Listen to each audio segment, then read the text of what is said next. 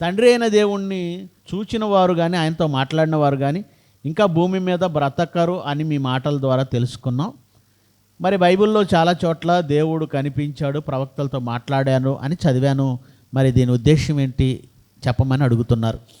ప్రియులరా, పాత నిబంధనలో దేవుడు కనిపించినట్లు, దేవుడు మాట్లాడినట్లు నేరుగా రాయబడుతుంది. 66 పుస్తకాలు కంప్లీట్ కాలేదు. పాత నిబంధన 39 పుస్తకాలు. పరిపూర్ణమైన జ్ఞానం, సర్వసత్యం ఎప్పుడు వచ్చిందంటే క్రొత్త నిబంధన వచ్చేసరికి సర్వసత్యం వచ్చింది. అంటే కొన్ని విషయాలు యేసుక్రీస్తు వచ్చినంత వరకు కొన్ని విషయాలు రహస్యంగానే ఉంచాడు. యేసుక్రీస్తు వచ్చిన తర్వాత అన్ని విషయాలు బయట పెట్టాడు. ప్రవక్తల దగ్గర మాటలాడాడు దేవుడు అన్న ప్రతి చోట దేవదూత ఉంటుంది, మర్చిపోకండి. దేవదూతే మాట్లాడుతుంది, కానీ ఎవరి పక్షాన మాట్లాడుతుంది? దేవుని పక్షాన మాట్లాడుతుంది. అందుకే ఆ మాట దేవదూతది కాదు గనక దేవుడు మాట్లాడుచున్నాడు. ఈ మాట ఎవరిది? దేవునిది గనక దేవుడు మాట్లాడుచున్నాడు అన్నాడే తప్ప అంత మాత్రం చేత దేవుడు వచ్చి వారికి కనిపించాడని, దేవుని స్వరం వారికి వినిపించబడిందని అర్థం కాదు. ఎలా చెప్పగలం? దీనికి ఎగ్జాంపుల్ ఉందా అంటే నిర్గమకాండం 3వ అధ్యాయం 1వ వచనం నుంచి, మోషే మిద్యాను యాజకుడైన ఇత్రో అను తన మామ మందను మేపుచుండగా ఆ మందను అరణ్యం అవతలికి తోలుకొని పోయాను. అలా తోలుకొని పోయి దేవుని పర్వతమైన హోరేబునకు వచ్చాడు. ఒక పొద నడిమిని అగ్నిజ్వాలల్లో యెహోవా దూత అతనికి ప్రత్యక్షమైంది. ప్రత్యక్షమైంది ఎవరని రాశాడు? యెహోవా దూత అతనికి ప్రత్యక్షమాయెను. క్రిందికి చదవండి, ఇంకా ఏముంటుందో. అగ్ని వలన ఆ పొద మండుచున్నది కానీ ఆ పొద కాలిపోలేదు. అప్పుడు మోషే, ఆ పొద ఎలా కాలిపోలేదో నేను ఆ పక్కకి తట్టు వెళ్ళి ఈ గొప్ప వింత చూచెదను అనుకున్నాను. దాన్ని చూచుటకు ఆ తట్టు వచ్చుట యెహోవా చూచెను. యెహోవా చూచెను.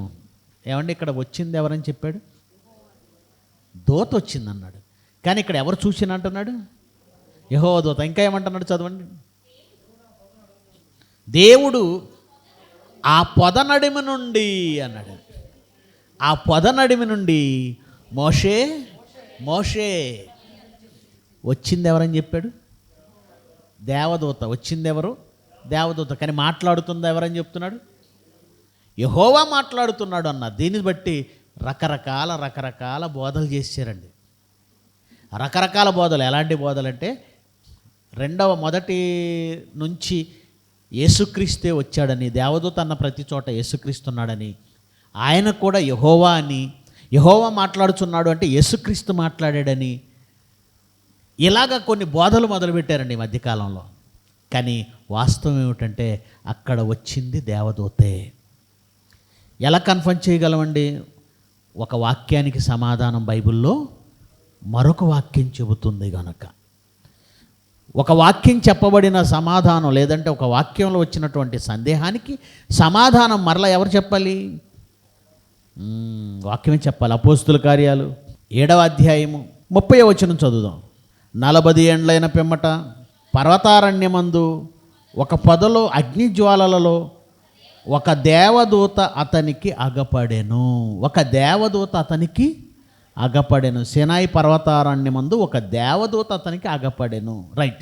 ఇప్పుడు మాట్లాడింది ఎవరని చెబుతున్నాడో చూడండి. 38 చదువుతాం డైరెక్ట్. 38. సినాయి పర్వతం మీద తనతో మాట్లాడిన దేవదూత. మాట్లాడింది ఎవరు? మరి అక్కడ ఎవరు మాట్లాడినట్లుంది? నిర్గమకాండం 3వ అధ్యాయంలో ఎవరు మాట్లాడినట్లుంది? యెహోవా అన్నాడని, దేవుడే మాట్లాడాడని చాలామంది అనుకున్నారు. కానీ సర్వసత్యం అనబడిన క్రొత్త నిబంధన వచ్చినప్పుడు క్లియర్గా ఇక్కడ చెబుతున్నాడు. ఎవరు మాట్లాడారట? దేవదూత మాట్లాడాడు. దేవదూత మాట్లాడాడు. దేవదూత మాట్లాడాడు. ఈ ప్రసంగం అంతా ఎవరు చేస్తున్నారు మీకు తెలుసు కదా. ఎవరు చేస్తున్నారు? ఎవరు చేస్తున్నారు చెప్పండి. ఈ ప్రసంగం చేస్తున్న వ్యక్తి ఎవరు? స్టెఫను. ఈ ప్రసంగం చేస్తున్నది ఎవరు? స్టెఫను ప్రసంగం ఇదంతా. అర్థమైందా? సందర్భాలు తెలియాలి. జయశాలి గారు అడిగినట్టు నేను కూడా ప్రశ్నలు అడిగితే బాగుండు. శనివారం జయశాలి గారు ప్రశ్నలు అడుగుతున్నారు, తెలుసా మీకు? ఎంతమందికి తెలుసు? Very good. ఫాలో అవుతున్నారా? ఒక వారం నేను కూడా మిమ్మల్ని ప్రశ్నలు అడిగే కార్యక్రమం పెట్టుకుంటే బాగుంటుంది. ఎంతమంది వస్తారు? ఎంతమంది అడగాల వద్దా? అడగాలి. రైట్. మీరు బైబిల్ చదవండి. ఓకే. గనుక సీనాయి పర్వతారణ్యమందు దేవుడు మాట్లాడాడని పాత నిబంధనలో కనపడవచ్చు, కానీ క్రొత్త నిబంధనకు వచ్చేసరికి దేవుని పక్షంగా దేవదూత మాట్లాడింది. ఆ మాట దేవునిదే, కానీ ఆ మోషే విన్న స్వరం ఎవరిది? దేవదూత స్వరం. అందుకే యేసుక్రీస్తు అన్నాడు 5:37 యోహాను సువార్త 5:37 యోహాను సువార్త 5:37 మీరే కాలమందైనను ఆయన స్వరం వినలేదు, స్వరూపము చూడలేదు. స్వరం వినలేదు, స్వరూపం చూడలేదు. ఒకవేళ ప్రవక్తలైన వాళ్ళు దేవుని స్వరము విని దేవుని స్వరూపం చూస్తే యేసుక్రీస్తు అబద్ధం చెప్తాడా? చెప్పడు కదా. యేసుక్రీస్తు అబద్ధం చెప్పడు. మీరు చూడలేదంటే చూడలేదు. మరి ఆ రోజు దేవుడిని చూసినట్లుగా ముఖాముఖి చూసినట్లుగా మోషే ముఖాముఖిగా చూశానని రాయబడింది కదా. ఆ రోజు దేవదూతను ముఖాముఖిగా చూశాడు, ముఖాముఖిగా మాట్లాడాడు. ఇందులో ఒక లాజిక్ ఉందండి.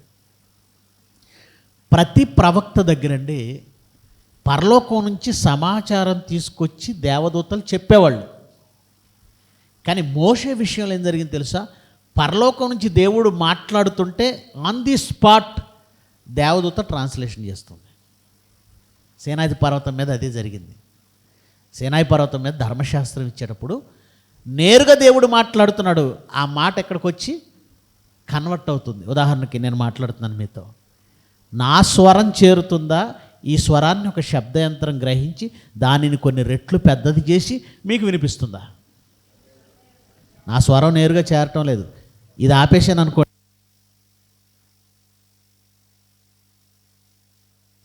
చేరిందా? మధ్యలో ఏముంది? Sound box, sound system.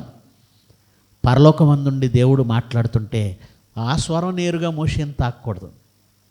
అందుకే మాధ్యమికంగా దేవదూతుండి ఆ స్వరాన్ని దేవదూత స్వీకరించి వెంటనే ట్రాన్స్లేషన్ మోషేకి చేస్తుందన్నమాట. ఈ మధ్యకాలంలో ఒక సాఫ్ట్వేర్ వచ్చిందండి. అసెంబ్లీలో ఎవడే భాష మాట్లాడినా ఎవడికి కావాల్సిన భాషలో అది ట్రాన్స్లేషన్ చేస్తుంది. తెలుగుడు తెలుగు మాట్లాడితే హిందీ వాళ్ళకి హిందీలో వినపడిపోతుంది. ఎందుకంటే మనకు కూడా ఏ సాఫ్ట్వేర్ వచ్చింది కదా, పాట పాడుతూ ఉంటేనే దాని మీద ఆ లిరిక్స్ పడిపోతూ ఉంటాయి. మొన్న విచిత్రం అండి, ఆ పుణే కాలేజీ వాళ్ళు చేశారు. నా మెసేజ్ హిందీలో, షార్ట్ మెసేజ్ హిందీలో విడిచిపెట్టారు. నేను చూసి షాక్. నాదే వాయిస్ నాదే, కానీ ఎరగదీసేస్తున్నాను హిందీ. నాకేం రాదు. यीशु मसीह के अनुयायी यानी मसीही का अर्थ है मसीह का अनुसरण करने वाला। हमें उनका अनुसरण क्यों करना चाहिए? मेरा अनुसरण करने का मतलब है, फॉलो करने का मतलब है ये नहीं कि आप सड़क पर दौड़ने की बात कर रहे हैं। ఎలా సాధ్యమైంది? AI అదే వాయిస్తో అది చెప్తుంది. అంటే నేను మాట్లాడానా హిందీ, అది మాట్లాడిందా? అలాగే దేవుడు నేరుగా చెబుతున్నప్పుడు మధ్యలో మాధ్యమికంగా ఉండి దేవదూత దాన్ని గ్రహించి మోషేకి వినిపించింది. ఇలా ఏ ప్రవక్త దగ్గర జరగలేదు.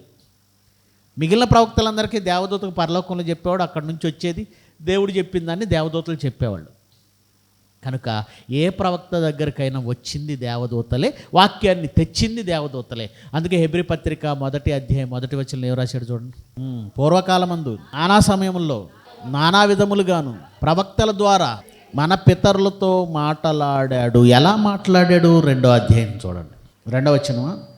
ఎందుకనగా దేవదూతల ద్వారా పలుకుబడిన వాక్యము. 2వ అధ్యాయం 2వ వచనం అండి. 2వ అధ్యాయం 2వ వచనం. ఎందుకనగా దేవదూతల ద్వారా పలుకబడిన వాక్యము. వాక్యం ఎవరి ద్వారా పలుకబడింది? గనుక ప్రవక్తల దగ్గరికి వచ్చింది దేవదూతలే తప్ప నేరుగా దేవుడు రాలేదు. ఓకే, కనుక పాత నిబంధన చదువుతున్నప్పుడు మనకు అలా అర్థమవుతుంది. కానీ దాని అర్థం ఏంటి, ఎవరని క్లారిటీ ఎక్కడిచ్చాడు? సర్వసత్యమైన క్రొత్త నిబంధనలో ఇచ్చాడు. ఓకే.